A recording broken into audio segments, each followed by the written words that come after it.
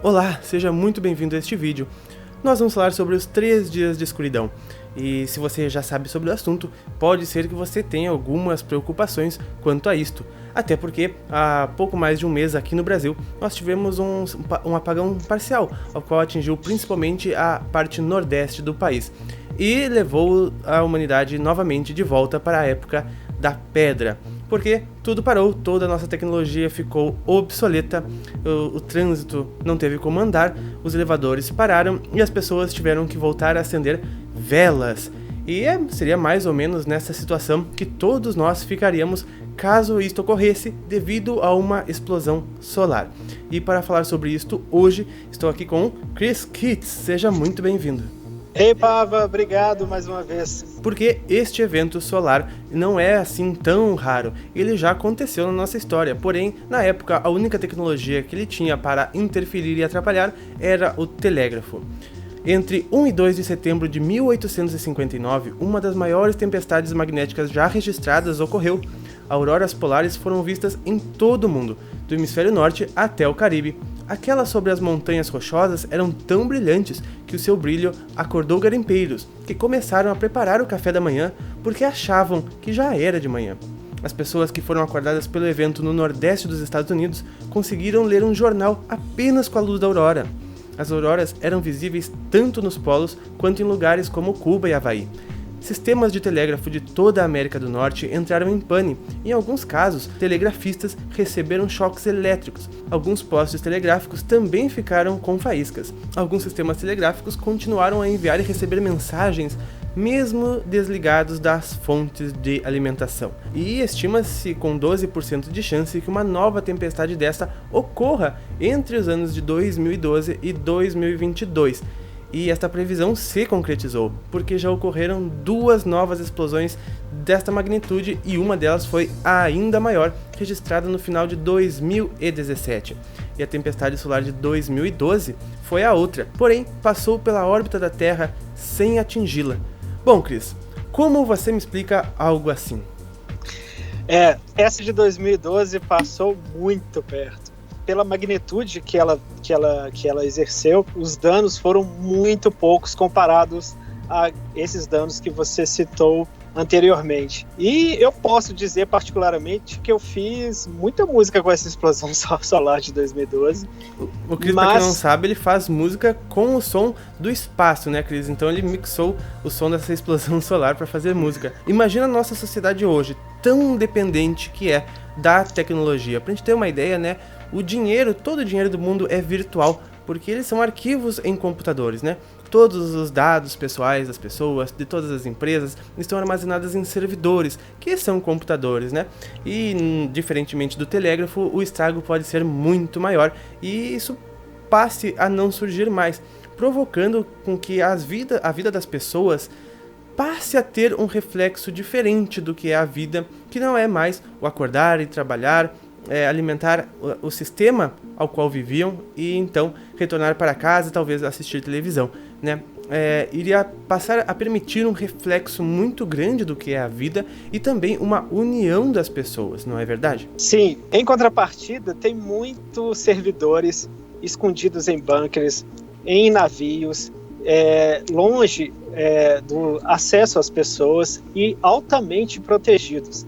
É lógico que se a gente for pensar o quanto esses servidores guardam da nossa civilização, né, hoje tudo que a gente faz passa por um servidor. Se eu estou comunicando aqui com o Pava, está passando por um servidor e a gente nem sabe onde esse servidor está. Então, tudo é muito bem protegido. E essas coisas também são pensadas quando você vai proteger um servidor gigantesco, assim, né, em questões de explosão solar. Então, se acontecer uma mega explosão, a gente teve recentemente uma pequena amostra do que pequeno apagão pode acontecer com o país. Virou um caos, as ruas pararam, os carros pararam. Então, isso mostra o quanto a gente é dependente da eletricidade. Mas a eletricidade, ela pode vir de outros meios também, inclusive do sol. Tudo tem um porquê de acontecer.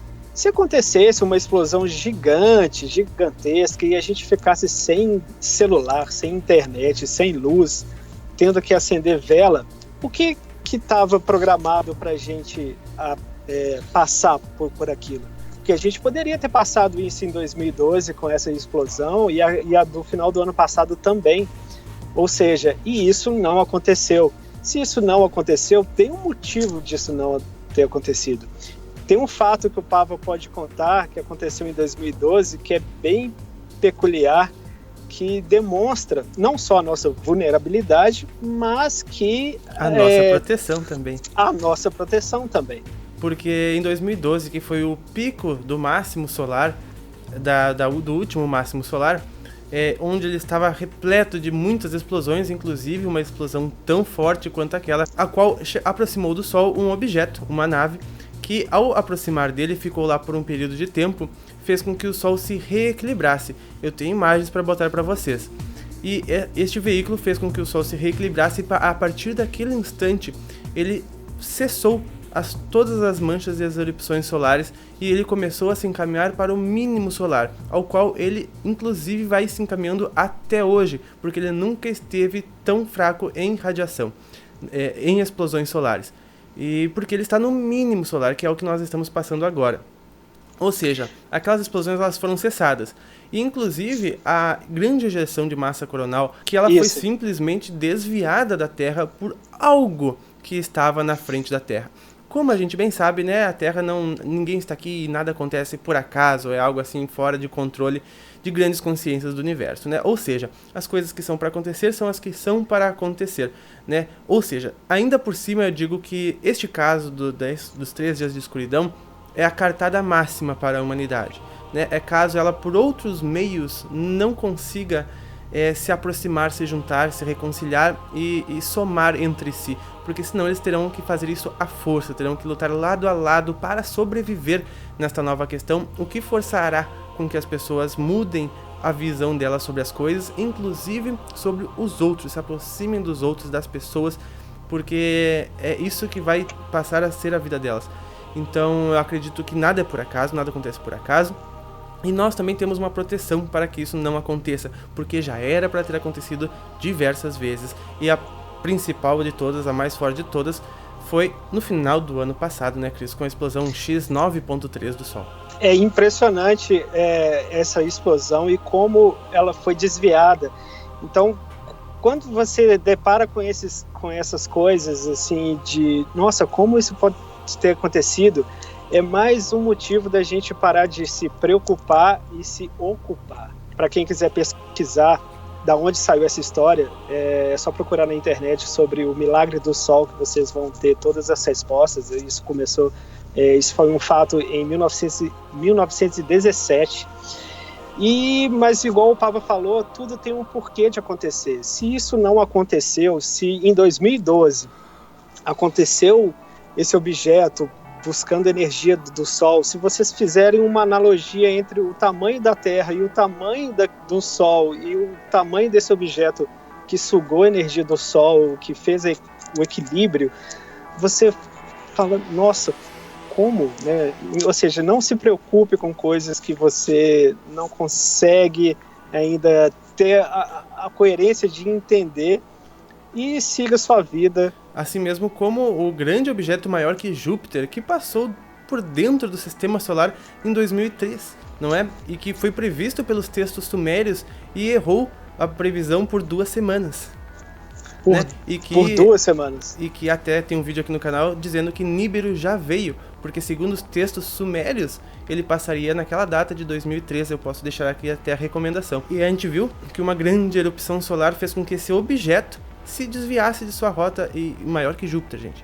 O tamanho da gente entre tudo isso que está acontecendo em volta, né, a coisa que você deve menos fazer é se preocupar e se ocupe em autoconhecimento, que tudo está certo, tudo tem um porquê, né? Isso, este é mais um vídeo para a despreocupação da população, porém ele quer deixar a reflexão da nossa dependência da tecnologia, que sem ela nós voltamos para a época da pedra. Então a minha pergunta é a seguinte: o que nós aqui estamos desenvolvendo? nós estamos aqui desenvolvendo algo em nós, dentro de nós. Assim como o Chris tem a história de um monge para nos contar. Sim, um monge.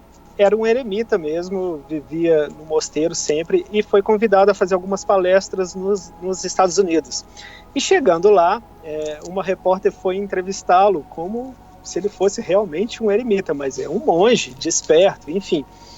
Foi perguntar para ele, olha, como o senhor saiu, né? Como o senhor viveu tanto tempo nas montanhas, sem contato com nossa tecnologia, o que o senhor acha do nosso celular? A gente pode conversar através de vídeo com outra pessoa. E ele simplesmente falou, pena que você precisa de um artifício desse para se comunicar com outra pessoa. Viu, Céu? A gente não pode esquecer que toda a tecnologia ela veio para nos adiantar aquilo que nós mesmos conseguimos fazer através de nós, né? Para quem conhece aí o mundo extrafísico, projeções extrafísicas, sabe as grandes faculdades que nós ainda temos para desenvolver e que não podem ser deixadas de lado. Isso é o que mais vale. Se acontecesse uma explosão solar e você perdesse seu telefone, internet, luz, é que simplesmente alguém está falando para você, olha, você podia ter aprendido pelo amor, mas agora você vai aprender pela dor. Né? Até porque, né, quando a gente desencarna, a gente perde o nosso celular, os nossos dados, nossas informações, até a conta bancária. Então, mas a gente não perde, nunca perderá nós mesmos, aquilo que a gente constrói para nós, nosso autoconhecimento, a nossa consciência, a nossa elevação da nossa consciência. Então, e Chris, para finalizarmos, não podia finalizar melhor esse vídeo do que contando o making off aqui da nossa gravação, porque a gente iniciou fazendo esse vídeo para falar sobre os 3 dias de escuridão, né, e falar sobre a nossa dependência elétrica, e ela se provou na prática, porque como eu vou colocar agora para vocês verem as imagens, a gente iniciou o vídeo, iniciou a gravação, e faltou luz aqui, faltou energia elétrica, e simplesmente tudo desligou, menos essa lâmpada aqui em cima, que é com pilhas. Então eu não pude fazer nada, não pude gravar o vídeo para vocês, mal consegui enxergar se não tivesse esta lâmpada, mas o que aconteceu? Foi o disjuntor ali que caiu, por alguma razão, né? Para provar para todos nós esta interdependência, essa dependência que nós temos da energia elétrica, da tecnologia, e o quanto ela é importante para nós. O áudio está ruim, porque quem estava captando o áudio era o computador, que também foi desligado. Olha só. Atenção. Muito bem. Olá pessoal, seja muito bem-vindo a este vídeo. Hoje nós vamos falar sobre os 3 dias de escuridão. Se você clicou nesse vídeo, provavelmente você já tenha ouvido falar sobre isso. Talvez tenha preocupações, porque como nós vimos há pouco mais de um mês aqui no Brasil, nós tivemos um parcial apagão, ao qual atingiu principalmente a região nordeste. E nós vimos como o homem voltou para a idade da pedra, porque os trânsitos pararam, os elevadores pararam, tudo da nossa tecnologia ficou sem nenhuma utilidade e o homem precisou ligar novamente uma vela. E então este assunto é bastante recorrente, é bastante perguntado, e estou aqui hoje com o Chris Kitts para falar comigo sobre isto.